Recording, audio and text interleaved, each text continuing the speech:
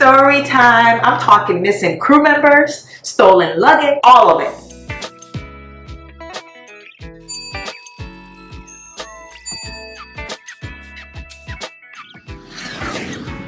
Welcome back to my channel. Welcome back to my next location. My name is Priscilla. I am a new Seattle-based flight attendant working with a major US airline company. Today's story time essentially will be about my luggage getting taken, missing crew members, and then also lack of communication between the flight deck and also flight attendants. If you're new to this channel, I've only been a flight attendant for, I would say, since I graduated from training, it's only been 2 months, and a lot has happened.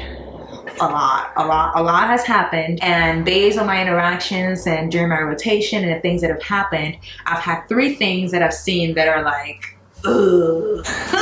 So I decided to come to you guys with this quick story time. So let's get into it. So my luggage getting stolen. Yes, my luggage, I won't say stolen because stolen is such a strong word, but it was taken. So I was working a rotation. It was literally my 3rd rotation, and it was a trip that I was assigned while I was on 8 days. And I went to Hawaii. It was all cute and nice. I went to Kona. You guys should see a vlog on that as well. It was fun. I enjoyed the scenery. Hawaii was great. Then I worked at Red Eye. I was cold because we were over the ocean and sleepy as hell. Only to get to Seattle, deplane. So what had happened was, while we were deplaning, all I do typically is that if I do keep my luggage in the bin, which customers use simultaneously as well. So I kept my luggage there, and while we were deplaning, I was keeping an eye out because I could see from the corner of my eye that there was still a luggage in the bin. However, towards the end of deplaning, I noticed that the luggage is not mine. It looks different. So I was like, oh my gosh, somebody took my luggage. Who took my luggage? Why did you take my luggage? Why? You should know the bag you're traveling with. And mind you, after swapping, my luggage looked nothing like their luggage.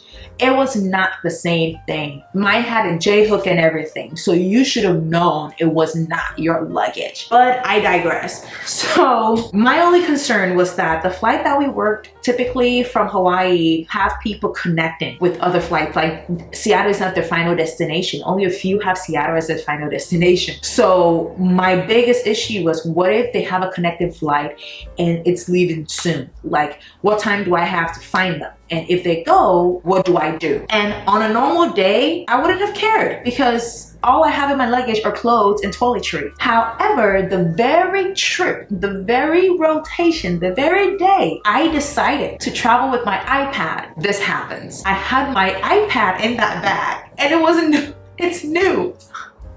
So your girl was going crazy, but because I don't keep my passports and stuff in my luggage because I know moments like this would happen. I keep that on a personal bag, of something that I keep on my person, because typically if I'm not able to keep my luggage in the closet, I would at least be able to keep my personal bag in the closet. So I was not having it. I was tired, I was stressed, and I had to go chase my luggage. It was not a good day. I couldn't even be angry because that's how tired I was. I couldn't even be mad. But luckily, when I opened the outer compartment of the luggage, the person that took the luggage was an older person. So they had a whole checkbook in there with their name and number. So that made it easy for me to be able to pinpoint or narrow down to who actually took my luggage. Because imagine there were no identifying information in that bag, then essentially I don't know who the bag is for. I literally have to go through every single person that was sitting at the seat right underneath the bin. And remember, those bins are free for all. Just because you're seated underneath a bin doesn't necessarily mean that only you can keep your luggage. Sorry guys, there's a military, I literally live near a military base, like, so there's a whole military plane flying over me. It's a whole lot.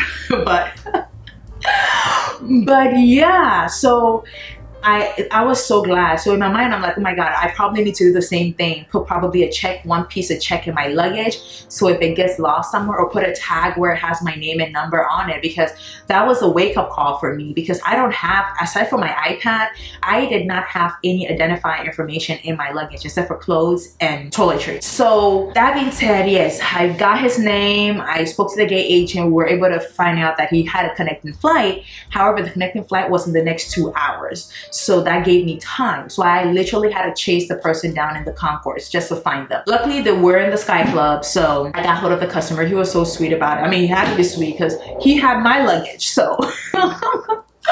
But I was like, no problem, it's okay, it happens. I don't know how often it happens because honestly I'm new, but I was just so tired, and to have that happen, being a new flight attendant on my like third rotation, I was just like over it. But the caveat of the whole situation was that I was having such a bad day, and as I was going, I went to the parking lot to go pick up the employee parking lot shuttle. There was literally like a note on the wall. Let me see if I can find the note. I had to take a photo of it because it was such a perfect moment because I was in distress. Your girl was in distress. I was tired as hell and I was frustrated, and all I wanted to do was to go home. And remember, the flight that I worked was a red eye, so I was tired. Like, I was sleepy and tired. We arrived at 5 in the morning or something like that, so it was very early in the morning. The note said the universe is always working in your favor, and I could feel the shift of emotion happen where I was like so frustrated. Like, I wasn't even angry at the situation. I was just tired and in distress. Like, I was just tired, and just all I wanted was to go home and enjoy my 3 days off. That's all I knew. But to see this note, there was such a shift in emotion. Like, it just brought me back in my zen and my positive bubble, and I just started laughing because it was so funny. It couldn't have come at a perfect time. The other thing was us missing a crew member. Yes. So before I start this story time, what I will say is that if you're a flight attendant, I'm not going to even specify if you're new or not, but I will say make it a habit to let your crew members know if you're going to be at the hotel or not. Because if you're laying over somewhere, we're given hotels, and the expectation, or not expectation, but the understanding is that everybody will be given a room and you're going to stay there. However, when we get to certain layovers that people have friends and family in, they are likely to spend time with their friends and family. And that's completely fine. That's no big deal at all. But I would say you letting your crew members know you're in the hotel is in your best interest, in the sense that if for whatever reason it's pickup time, we know you're in the hotel with us. So if you're not at the pickup location, then we know something is up. Like, where are you? What's up? We can have the hotel front desk call your room. We can have security come to your room, but it's a sense of coverage for you. I know, don't come for me in the comment section. I know there have been moments where some crew members will leave their crew member that did not show up for pickup time, and without doing anything to reach out to them. That happens, I know. That's another story time too. But yes, it happened to me twice where we had a crew member that was missing. But this particular one that I wanted to talk about was that this is what happened. So we worked a rotation to somewhere, I think it was in California. Yes, we did a trip and everything. It was smooth, everything went okay. It was good. We got to the airport, and then this crew member in question told us that, so they weren't going to the shuttle with us to the hotel. And we're like, okay, fine, that's completely fine, that a friend was picking them up. No problem. So one of the senior crew members, she was more senior, she literally like asked, like I heard the conversation happen where she inquired that, hey, are you going to be at the hotel? And this other crew member responded by saying that, well, I'll text you guys. So the person took another crew member who was junior like I was, their contact number, and said they would text them to let them know if they were going to be at the hotel. So we were all good. We went our separate ways. We got to our layover, did what we had to do, blah, blah, blah, da da da da, you know. Come the next day, we get up, we go, the shuttle is here, the shuttle picks us up. So we didn't think anything of it that our crew member was not there, because they said if they were going to be at the hotel, they would let us know. And secondly, they already told us they might not come. So if you didn't go to the hotel with us and you told us, you let us know if you showed up at the hotel, then we can only assume that you not being here means that you did not stay at the hotel, because you never texted us to give us that update. So we get up, pickup time was very early in the morning. It was like, what, at 5? So your girl had to wake up at 4, 3:30, whatever. We get to the airport. Crew member doesn't show. Okay. So it's past D40. If you're a flight attendant or with the airline that I work for, you know what D40 is. We start boarding at that time. and crew member is not here, so we have to have minimum crew on board, and minimum crew on this plane was 4 crew members. Only 3 were here, okay? And mind you, this crew member was the lead. They were the lead. So the person did not show. 20 minutes in, nobody's here. 30 minutes, 40 minutes, nobody's here. So then we start reaching out to crew tracking or crew schedule, whatever, just to figure out, let them know that, hey, this is the situation. And we were not at a base. So what that means is that if they had to get somebody to cover for that crew, they had to fly the person in from a different base, pull a standby or pull somebody from their rotation just to come cover this trip, because we were not at a base where they had flight attendants on reserve sitting at the lounge somewhere waiting to be called to work. So that was the thing. So the crew member could not be found. And our concern was also on the fact that what had happened. We parted ways at the airport, and these days with people getting kidnapped and stuff like that, you never know what happened, you know? So all we wanted to know was like, what happened? Are they okay? Whether they make it for the trip or not, honestly, that's irrelevant. What happened to the person? Because it's irrelevant, because crew scheduling can handle that part, crew tracking can handle that. But at least for us, it's like, where is this person? We just work with this person. Hope he's okay. The person is okay. Essentially, the outcome of the whole situation was that our flight got delayed by 3 hours. Yes, 3 hours. Mind you, it was a very early report time. So to get up that early, there's another plane? Are you serious? What is going on? There's another military plane over my head right now. What is happening? I don't know what's happening. Are we supposed to be running? Are we safe? Is it clear? The drama of it all. Oh my God, I digress. So the flight got delayed for 3 hours, and I took a very deep nap. I laid down on those last seats on that plane, and I went bye-bye. I went to sleep. I slept so well. Oh my God, you can't imagine. I slept so well.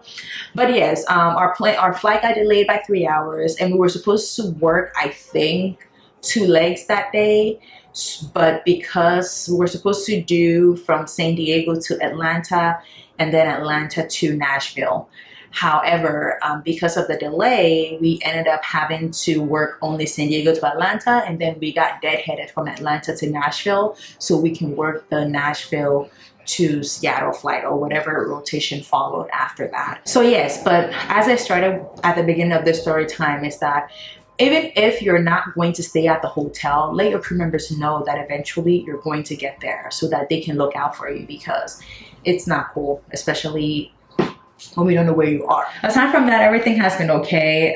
What I did, lesson learned, was that immediately I retrieved my luggage from the person. I went straight to the store, got some luggage tags. I ordered some flight crew red tags and stuff like that I placed on all my luggages. So just be mindful. If you're a customer, whenever you're picking up your bags, just make sure it's your bag. Like, even regardless whether it's from a crew or another passenger, just make sure it's your bag, because it's such an inconvenience, and then the stress people have to go through, and plus you never know, you know, somebody might be connecting elsewhere and they might go with your luggage. So just make sure it's your bag. Pay attention to that. The other thing also, to finalize everything, is to my fellow crew members, even if you're going to go out with your friends or you're going to spend time with your friends, go to the hotel. Honestly, for me, I would say go to the hotel, check in and everything with your crew, so we're all with the understanding that we are at the hotel. If you do decide to go out, let at least one crew member know that, hey, I'm gonna step out, I'm gonna go do this with my friend and family or whatever. So just in case anything, this is where I am, because it's for your own safety, especially when you go international and you're in a foreign land or foreign location, place somewhere you're not familiar with. Anything can happen. The world is no longer safe right now. So you have to make sure that at least somebody knows where you are, because in our case, we were concerned. Like, although the flight got delayed, we were concerned that what had happened, because we parted ways at the airport. And you know how people get stolen at the airport these days, so you never know. That was it. I did have another story time, but I didn't want to talk about that because talking about it would reveal certain things that are sensitive. So we're gonna say keep mute on that, but just know that if you're working with a crew, I think that's the most I can say about it. If you're working on rotation or whatever, don't expect people to gel well. That's the best way to put it. So there might be moments where there's like this clear separation between the flight deck and the other crew members or the flight attendant, where one party doesn't want to communicate with the other, and then things end up getting lost in the system, things start to go wrong and stuff like that. But just adapt and do your best to make sure that you're paying attention to safety of customers and yourself, and you're doing what you have to do to remain compliant. That's all I gotta say on that. But that being said, if you made it this far, it means you like the tea I was spilling, you know? So go ahead and hit that subscribe button for more. I do plan on releasing videos on flight attendant pay coming from a new flight attendant, and then also more in-depth information about how to work your schedule to get the best out of it. So if you don't want to miss out on those, go ahead and hit that subscribe button. And before you go, give the video a thumbs up and share your thoughts in the comment section below. Share your most interesting, to say the least, experience as a flight attendant. Any story time, any story you have to share, go ahead and drop it in the comment section below. I want to hear about it. I will see you guys in my next one. Bye-bye.